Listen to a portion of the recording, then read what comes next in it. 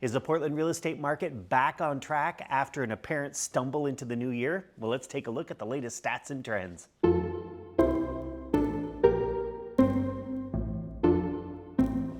The average sale price was up considerably from last week's low number, up by 6%.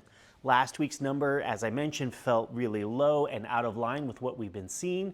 So we saw the average sale price back up to where we were expecting it to land, given the context of the previous week's numbers. Compared to last year at this time, the average sale price came in a whopping 9.6% higher than last year's kind of ugly numbers. But keep in mind that last January's sale prices were pretty low, so it's easy to look good by comparison.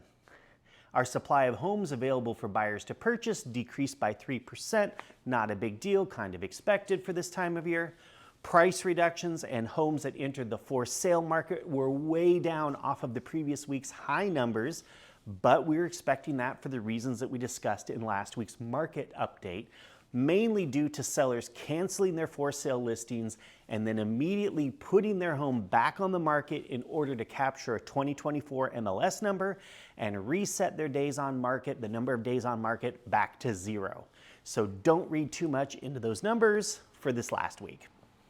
The number of purchase agreements signed by buyers and sellers was way up from the previous week as we left the holiday doldrums behind us.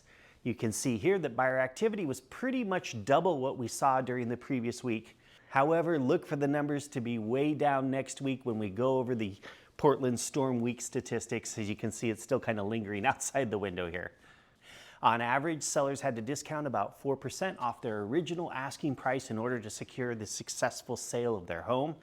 That could be a seller who listed their home and then took an offer that was 4% under the asking price, or more likely a seller who listed their home then did one, maybe two price reductions before receiving an acceptable offer.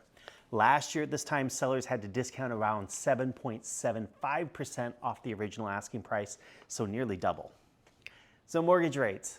I saw the 30-year fixed mortgage advertised for 6.25% to 6.375% over the past week, but the yield on the 10-year Treasury has been moving up ever since its recent low that we saw back on December 26th.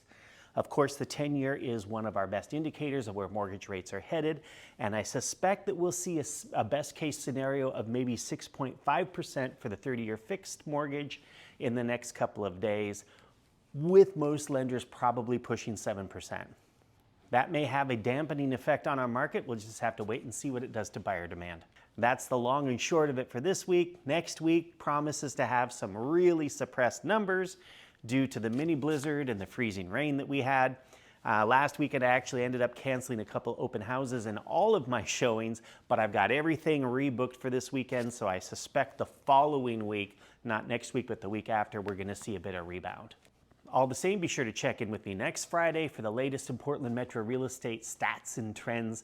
If you haven't already, hit that subscribe button and make sure that you don't miss any updates. Have a great weekend, and I will see you here next week.